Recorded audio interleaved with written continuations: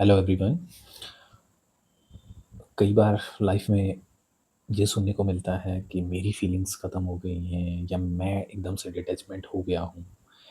और ये सब आप पारिवारिक रिश्ते हो या हमारा आपसी हमारा सराउंडिंग हो या हमारे फ्रेंड्स हो या कोई भी रिलेशन की मैं बात कर रहा हूँ कि एकदम से हमें लगता है कि जैसे हमारी दूसरे व्यक्ति के लिए फीलिंग्स ख़त्म हो गई हैं और दूसरा व्यक्ति सोच रहा होता है कि वो इगोइस्टिक हो गया है, उसका व्यवहार चेंज हो गया है, उसका बिहेवियर पूरी तरीके से बदल चुका है।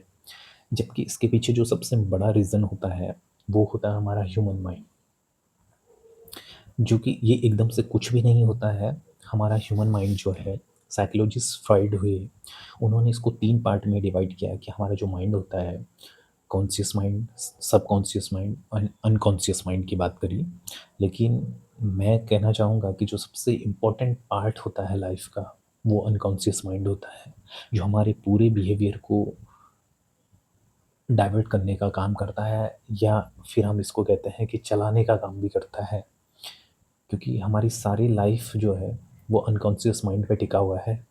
कॉन्शियस माइंड हो गया कि जो आपका प्रेजेंट माइंड होता है, और अनकॉन्शियस माइंड हो गया कि जो आपके लाइफ की पास्ट की चीज़ें हैं, जो आपका एक्सपीरियंस है या आपके साथ कोई ट्रॉमा हुआ है या कोई भी घटनाएँ आपके साथ जो है अच्छा बुरा कुछ भी हुआ है, वो आपका अनकॉन्शियस माइंड में स्टोर होता रहता है। अनकॉन्शियस माइंड हमें टाइम टू टाइम चलाने का काम करता है। उन सब पास्ट की जो हमारे साथ जो भी चीज़ें हुई हैं, चाहे वो अच्छा बुरा, वो हमारे कॉन्शियस माइंड को अफेक्ट करता है टाइम टू टाइम।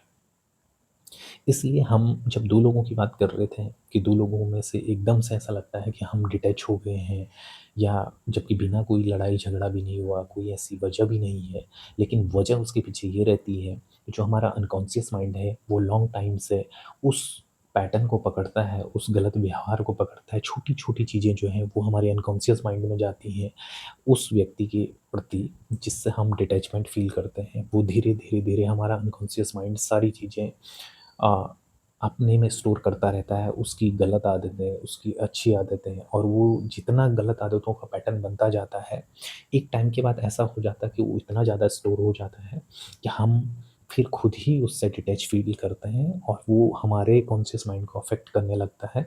और हमें लगता है कि हम ऐसा क्यों कर रहे हैं या हम कैसे बदल गए एकदम से। ये दूसरा व्यक्ति भी ये सोच रहता है और सोच रहा होता है कि ये डिटैचमेंट क्यों है? या क्यों हुआ ये सब कुछ? उसको भी लगता है कि इगोइस्टिक हो गया है और उसके बिहेवियर में चेंज हो गया होगा, लेकिन ऐसा नहीं होता है।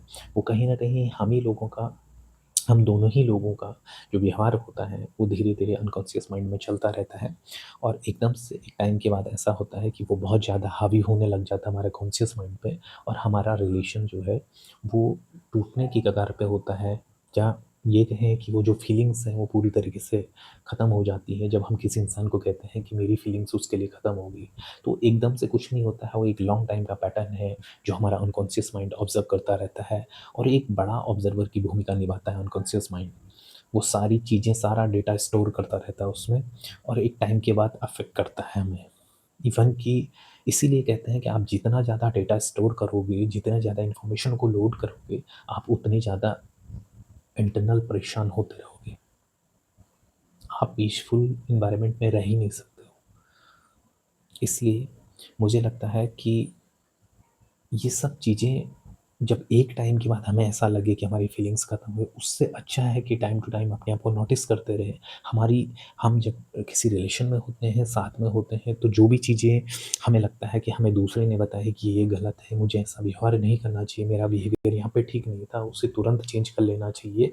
अपने एक उसी जुनून में रहने की ज़रूरत नहीं है कि नहीं, क्या ही फ़र्क पड़ता है, नहीं बदलेंगे। धीरे-धीरे एक दिन ऐसा हो जाएगा कि दूसरा इंसान आपसे डिटैचमेंट फ़ील करेगा या डिटैच हो जाएगा, तब आपके पास कुछ भी नहीं रहेगा वापस आने के लिए, और आप चाह कर भी उस रिश्ते को नहीं जी सकते।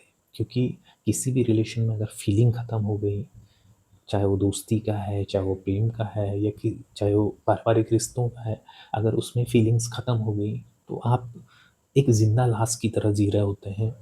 आपका जीने का कोई महत्व नहीं रह जाता है। इसीलिए मैं ये कहना चाहूँगा स्पेशली कि जितना हो सके अपनी बिहेवियर पे काम करें। जैसे ही लगता है कि मैं इस चीज़ में गलत हूँ या दूसरे से मुझे संकेत मिलता है या खुद से मुझे संकेत मिलता है, तो मुझे लगता है कि हमें टाइम से अपने बिहेवियर को चेंज कर लेना चाहिए, अन्यथा वो हमारे लिए ही घातक बनता है और एक टाइम के बाद हमारी खुद की फीलिंग्स भी ख़त्म हो जाती हैं, मर जाती हैं और दूसरे की भी मर जाती है, तो उसके बाद उस रिश्ते का कोई मोल नहीं रहता है। इसलिए आप सबको विनम्र निवेदन है, पोलाइट तरीके से कहना चाहूँगा कि अपनी आदतों को टाइम से ऑब्ज़र्व कर लिया करें। खुद ऑब्ज़र्वर हैं हम सब लोग, या तो खुद कर लिए, या अगर दूसरे से हमें कोई फीडबैक मिलता है कि मुझे यहाँ पर अपना बिहेवियर चेंज करना है, तो डेफ़िनेटली तुरंत उसको चेंज करें और अपनी लाइफ़ को खुशी-खुशी आगे बढ़ें।